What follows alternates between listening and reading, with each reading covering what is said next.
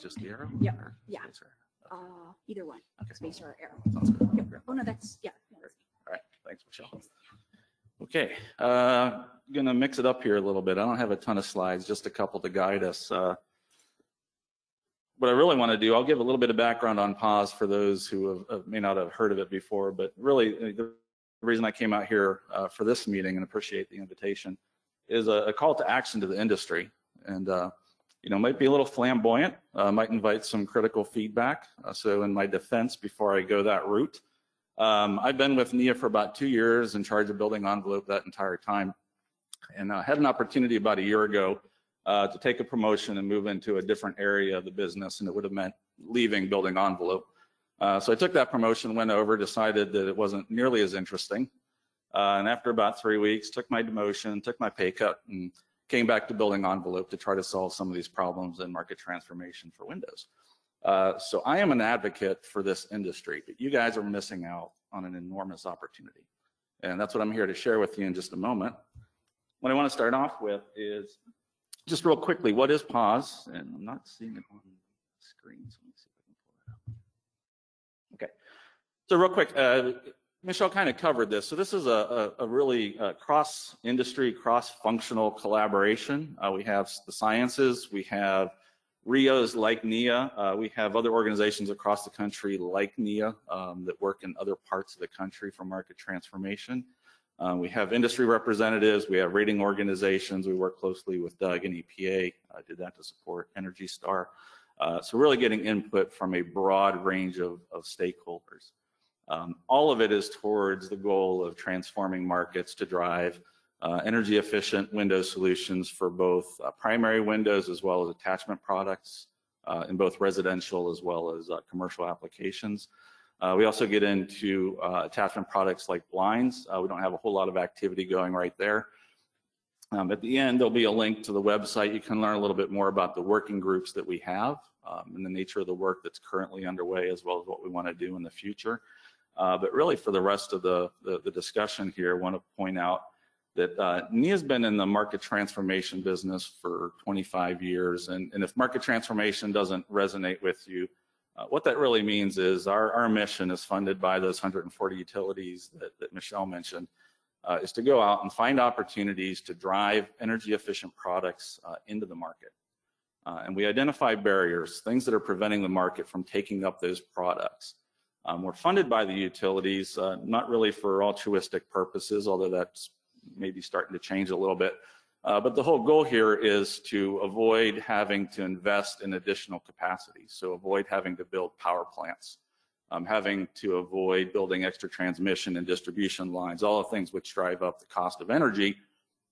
And as we move more and more towards renewable and distributed energy, any investment in those land-based permanent structures starts to become a little bit questionable in terms of the economics. So what we're trying to do is get the most out of the existing capacity that's there, and also get the market to where energy is lower cost, particularly for those energy burdened families that are in the low and income bracket. So we've been doing this for quite a while. Within NIA, I have about a dozen colleagues within my group, which is the Emerging Technology Group. Work across a broad range of technologies, heat pumps, HVAC, commercial, HVAC, rooftop units, water heating, lighting, building automation systems, on and on. And one of the things I want to bring up in terms of, oops, let's see, I don't know if it's going to advance. No. No, let's see. Let me try if I click here. No, it's advancing on the computer, but not the screen.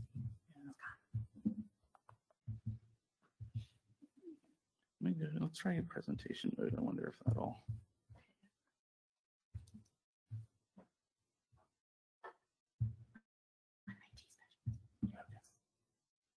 Well, I'll continue talking if we can get up. I mean, the slides aren't, I'll need them a little bit later because I've got some QR codes. Didn't want to give out URLs, but I want to direct you to some case studies that we've done as part of NIA that demonstrate the value of Windows beyond the simple payback situation. Yeah, there we go. So I get to some examples of where I think there's an opportunity for the Windows industry that other industries are taking advantage of, and we are not. We're absent. So I think everybody here has heard of the Inflation Reduction Act. We know that there's billions of dollars flowing into energy efficiency. We can debate the merits of spending that kind of money on those types of programs, but the reality is that the money is flowing. There are recipients of that funding, and the recipients of that funding are driving efficient technologies into the market and expanding their businesses. We see it across all of my colleagues' programs. And most recently, if you're not familiar with CEE, Consortium for Energy Efficiency, held their annual partners meeting in Denver, Colorado about a month and a half ago. CE works, it's an interesting group. I mean, a lot of times we don't get industry and utilities in the same room, like they're vinegar and baking soda and something really bad's gonna happen. So anytime we talk about doing that, people kind of get a little squirrely. So this is an interesting scenario where both the industry as well as the utilities as well as the RIOs like NEA do get in the room together. And the whole purpose of what CE is doing is trying to work with industry on both research, validation, and promotion of energy efficient technologies. I won't read through everything here. The members of CEE aren't industry. That's really the utilities, the RIOs, and the implementers, but the industry are partners. And collaborate with CEE and other organizations on validating those technologies and promoting the energy efficient benefits. So at the most recent meeting in Denver, my colleagues were all there, I'm there of course, industry is there. There were probably about 400 attendees representing all of those industries that I talked about before, all those technologies. As far as I know, and if anybody knows differently, I would love to hear from you, let me know, but could not find one single representative of a window manufacturer or window technology anywhere in that room. This is an organization that is figuring out how to take advantage of tens, if not hundreds of billions of dollars over the next 5 to 10 years and drive the industry to promote those products. And nobody's there taking advantage of it. Another example of an opportunity that's probably seen as a challenge to some in this room, but it's really an opportunity if you look at it the right way.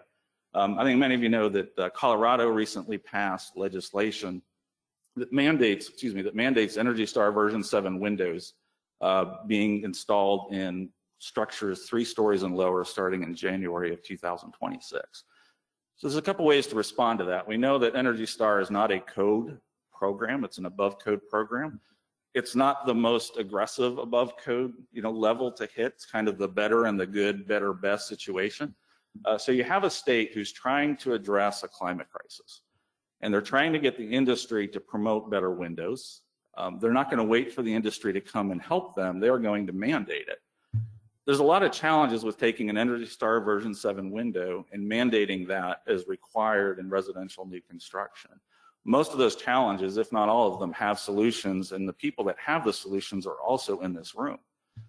So we can look at what Colorado's trying to do and come up with all the reasons why these challenges should take that program and shut it down or reverse it. It's already in law, so that's going to be a huge effort.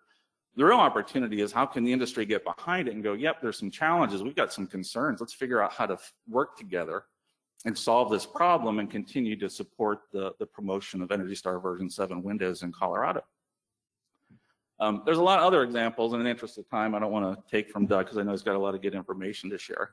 I could go on and on about ways in which the window industry is not leading with the messaging that you have highly efficient products. Those products add tremendous value to society. We are seeing an energy transition that is picking up momentum at a really, really rapid pace. A lot of it driven by the IRA, but a lot of it's just driven by states recognizing the impact that clean energy is going to have on not only their economy, but on climate in general. So to go to a lot of these conferences and see hardly any representation from the window industry just has me kind of scratching my head a little bit. I'm a voice for it. Doug's here, Michelle's here, Partnership for Advanced Windows. There's people in this room that are part of PAWS that also go to those conferences and try to promote the industry. But we need the industry to have a louder voice in this.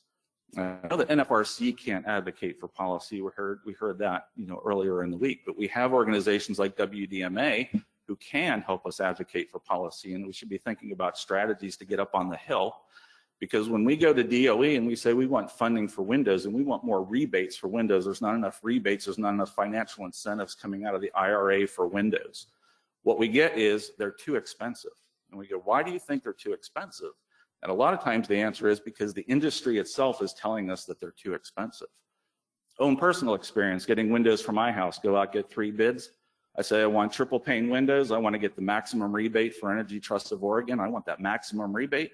I've got 3 window suppliers representing 3 different brands talking me out of energy efficient windows. Why don't I want them?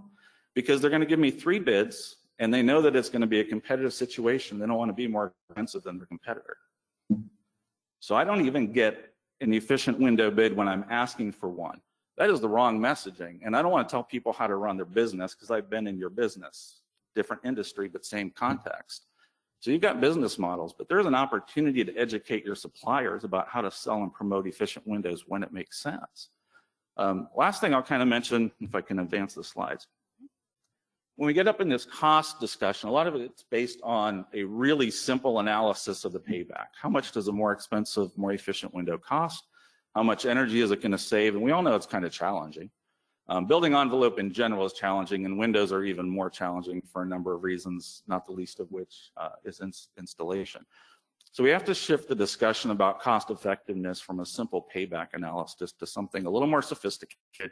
And that represents the reality of what happens in the window industry and the building industry in general.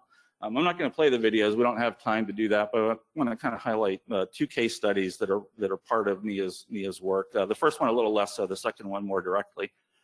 So the first one, there's a QR code up there. Hopefully you can scan it with your cameras. If you can't, we'll get it distributed later.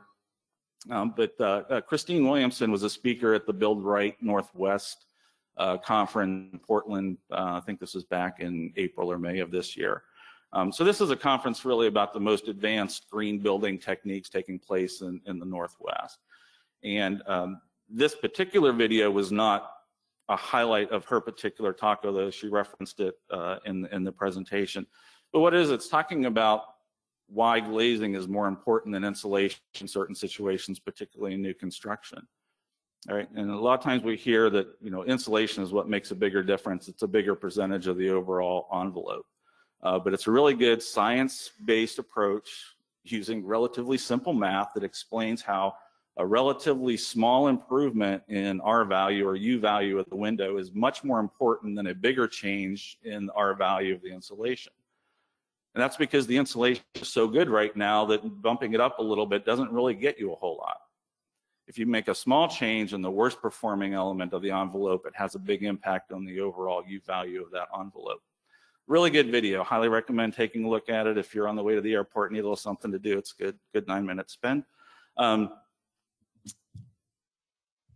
The second thing I want to mention is this is a case study from the part of our market transformation efforts for high performance windows has been in the residential new construction, working early on with green builders to introduce them to triple pane windows. And for our program, for NIA, we have a more aggressive definition of high performance windows than version 7. We're actively promoting triple pane windows. So our product definition is 0.22 and below. We don't specify triple pane, but to hit 0.22, we're pretty much getting there. And part of what we've been doing is try to introduce builders to the product, starting with green builders who we figured were the most receptive. And a big part of what we're trying to do is dispel some of these age-old notions that triple pane windows are too heavy, they're too thick, they're too expensive, they're too difficult to install, they're too blah, blah, blah. Right? A lot of that is 10-year, 20-year-old truths that are no longer relevant. And it's surprising that even in the green builder community, they still believe that. So the very first step we have is just describing that the triple pane windows that are available today, and I'm not going out sourcing anything that's really difficult to get. I'm going to builder first source. I'm to PAR Lumber. I'm getting a bid for windows that people in this room, your companies manufacture. I'm getting them in lead times that are no different than double pane. I'm paying, maybe $5 a square foot plus or minus, higher than a code window or a slightly above code window for that 0.22, 0.21 window. And in doing so, we're showing that they're accessible, the lead times are reasonable, the cost is modest. And it's interesting how little even the green building community knows about the current triple pane technology. They still think it's similar to what was available back in the 80s or 90s. So through the first part of the program, we worked with green builders, and the second part of the program, we shifted to volume builders. And I can't share names of some of those, but they're national builders. And so what we're doing is helping them source triple pane windows, very similar to the experience what I just shared. But the one I wanted to highlight was Habitat for Humanity. So part of the program at NIA is to also focus on, for DEI efforts, focus on low-income builders.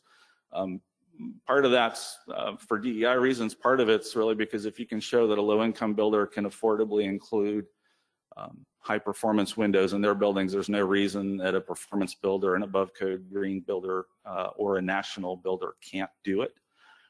When we started out with this, part of what we do at NIA is help these builders in our programs close the gap in price between the code window and the higher-performing window. Ostensibly to give them experience, overcome some of the misperceptions, give us an opportunity to get field data from it. Really no need for us to incentivize the window. The case study that we have from Habitat showed that the windows pay for themselves if you think about it a little bit differently. So what Habitat's trying to do, this is part of their 27th Street Townhome project in Bend, Redmond. And Weger is the champion there. She's the director of development and land acquisition. So working with Grace, she's building near net zero and net zero homes for low-income families. Doing it obviously on a thin budget. Some of their products are donated, but less and less these days. And these are all for low-income families. So obviously cost per square foot is a critical driver of what they decide to put into their house, into their homes. So working with Grace, what you want to do in getting to near net zero or net zero is look at what are the pathways to building construction that are going to get her there for the least amount of money. And it's probably a little hard to read on the screen, but if you pull up the QR code, that'll get you the case study. So she worked with an energy rater. Earth Advantage is the energy rater for Habitat throughout the country, and looked at the 5 or 6 different pathways to get to that above code performance. I didn't list all of them here. I just kind of listed the 2 that were the primary ones that they looked at that were the most economical. The first one was double pane windows. And then it was addressing insulation, right? Our favorite thing, if we want a better envelope, let's go get some better insulation. Well, insulation being pretty good, like I said before, the opportunity there was rigid foam, continuous rigid foam along the whole exterior of the house. So doing that, the material and the labor, the double pane windows plus the rigid foam plus the labor came out to $25,000 per home. The alternative was go with triple pane windows, beef up the interior insulation a little bit, and ended up spending about $8,000 less. All right, so same energy performance for $8,000 less. So I ended up giving Grace about $3,000 to cover the incremental cost of the triple pane windows for her home. She didn't need them. She saved $8,000 by choosing that pathway to begin with. So yes, the windows are more expensive, but there's ways to compensate for that, and we're seeing that in above code trade-offs.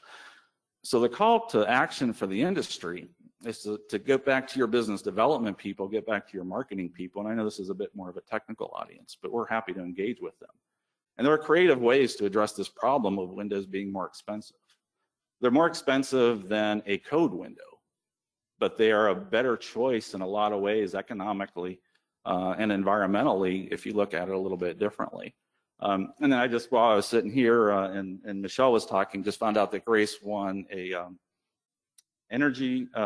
Rising Star Leader Award that's issued by the Northwest, including NIA, that gets to vote on energy efficiency innovations in the building industry. So Grace just won that today, so congrats to Grace for that.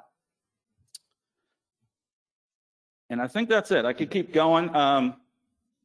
Just a lot of opportunities. There's such a movement in heat pump adoption. One thing I did want to mention just briefly that I forgot to. Courtney Moriarty from NYSERDA, kind of a relatively big name in energy efficiency, was at that CE meeting. One of the things that she talked about, and this reflects what a lot of energy efficiency programs and state programs are facing. There's a huge push towards electrification and installation of heat pumps. Right? So up in New York, she just got up and said, for 30 years we've been telling people, don't do windows, don't do envelope, it's too expensive, it doesn't pencil out. You can't put heat pumps in leaky homes at the rate that they are doing it, because what they are doing is they are creating an enormous winter peak load problem. Because if you have a leaky envelope, I mean, heat pumps are great, but that thing is going to struggle to keep up in really cold weather if you have a leaky envelope.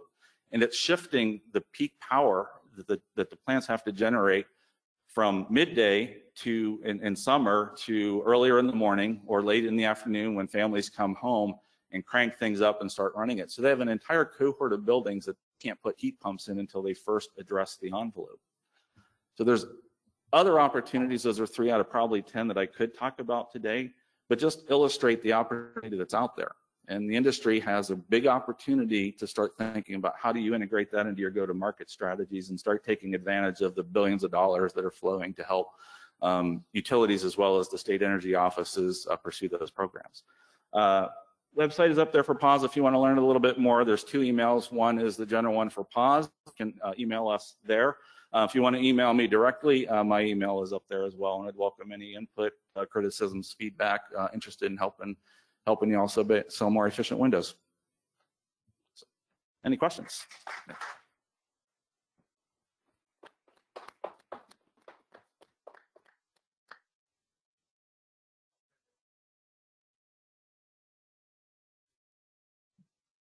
I said earlier I wouldn't talk anymore, but I have to hammer the heat pump issue home. So I didn't buy a heat pump for my house, but like 12 years ago, I bought geothermal, which is better than a heat pump.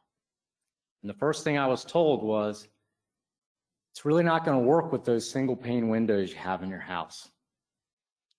And because I'm cheap, I told the guy, size the system as if I had good windows, because I'm planning to get them in the next couple years, and I will suffer with the fact that the system can't keep up until that happens. The system cannot keep up unless you have a good envelope. I was willing to live with that, so I didn't actually have higher bills, but you know, I was willing to have my thermostat set at like 64 degrees. And that's what the house was. But you have to upgrade the envelope if you want to take advantage of those things. They are great. They're awesome. You just can't keep up, though, if you don't upgrade the envelope. I upgraded the windows about 3 years after I did that. Both choices, very, very good ones for my energy efficiency at my house. I mean, my energy bills are lower. Everything's great.